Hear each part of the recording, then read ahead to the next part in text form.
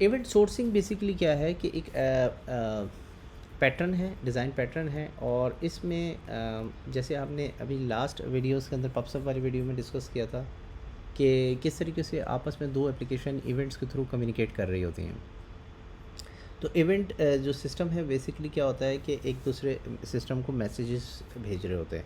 तो ये जो हम एक दूसरे सिस्टम्स को मैसेज भेज रहे होते हैं, तो इसमें एक पूरी की पूरी मैसेज की एक पूरी ट्रेल बन रही होती है। लेट सपोज़ कि आपने एक इवेंट भेजा, जैसे कि ये डायग्राम में नज़र आ रहा है कि अगर आप इवेंट सोर्सिंग के बगैर आप यूज़ करेंगे, यानी कि इवेंट सोर्सिंग नहीं यूज़ करते, तो क्या होगा, जैसे ऑर्डर का टेबल है, इसमें 3 प्रोडक्ट्स पड़ी हुई हैं, 100 ज़ीरो और 1001 1002। इन तीनों प्रोडक्ट में सबसे पहली प्रोडक्ट आपकी क्रिएट हुई, दूसरी मॉडिफाइड हुई और तीसरी के अंदर एक स्टेटस चेंज हो गया, पेड।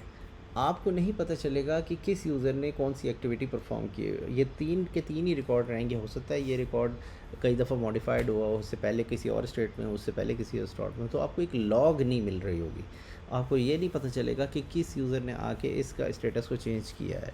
तो आपको एक लॉग और हिस्ट्री पूरी मेंटेन करनी पड़ेगी, not only for this table, for all tables, यानी कि तमाम के तमाम एक्टिविटीज़ कि किस वक्त कौन सा इवेंट हुआ, कौन सा इवेंट की वजह से क्या हुआ, वो पूरी लॉकिंग और ट्रेसिंग आपको चाहिए होगी, जो कि एक काफ़ी मुश्किल काम है। अगर आप ख़ुद से इम्प्लीमेंट करने जाएँ, एक टेबल बनाएं और उसके अंदर फिर डेटा डालें, फिर उसकी पॉलिसी बनानी पड़ेगी, फिर उसको जहाँ जहाँ से सेव हो रहा है वहाँ पर आपने इसको सेव करना पड़ेगा। ये लंबा काम है।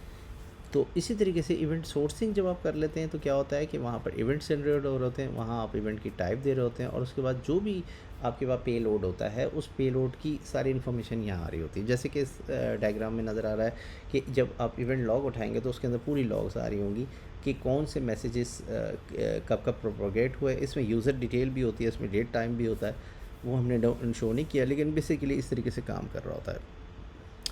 और इसकी अगर दूसरी एग्जांपल देखें, जो प्रैक्टिकल एग्जांपल है, जो कि आपने देखी भी होगी, तो अगर आप गेट सिस्टम यूज़ करते हैं, तो गेट सिस्टम में क्या होता है कि आपके पास जैसे कोई रिपॉजिटरी है, उसके अंदर आप ब्रांचेस बनाते हैं।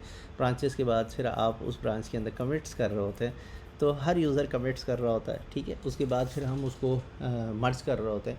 तो वहाँ पर हमें हर लेवल पे एक डिटेल चाहिए होती है कि किस यूज़र ने क्या कमिट किया, कौन कौन सी फाइल्स कमिट करी, और फिर उसके बाद क्योंकि उसको मर्जिंग रीबेसिंग करनी होती है, तो ये बेसिकली तब तक नहीं कर सकते जबकि आपके पास पूरी लॉग्स मौजूद ना हो।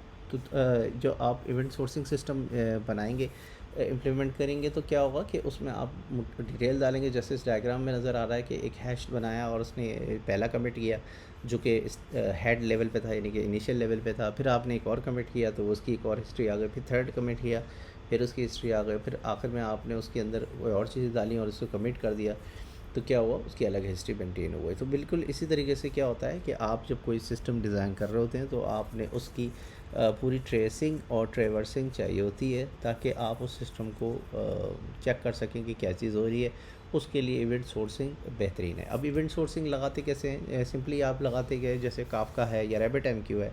तो रैबिट एमक्यू जब आपने इम्प्लीमेंट किया दो एप्लीकेशन को आपस में कम्युनिकेट करने के लिए, तो बेसिकली क्या हो रहा होता है, बिहाइंड द सीन वो अपने पास मैसेजेस स्टोर करके रख रहा होता है। उसकी पॉलिसी के ऊपर डिपेंड करता है कि कौन कौन से मैसेजेस आपने कब कब भेजें।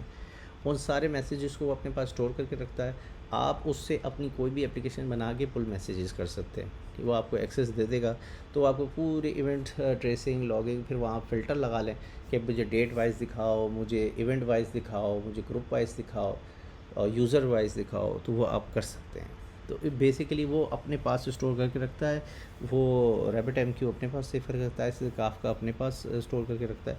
तो आप कोई सा भी सिस्टम यूज़ करके ये काम कर सकते हैं, ठीक है। Thank you guys. If you have any question you can ask. Thank you.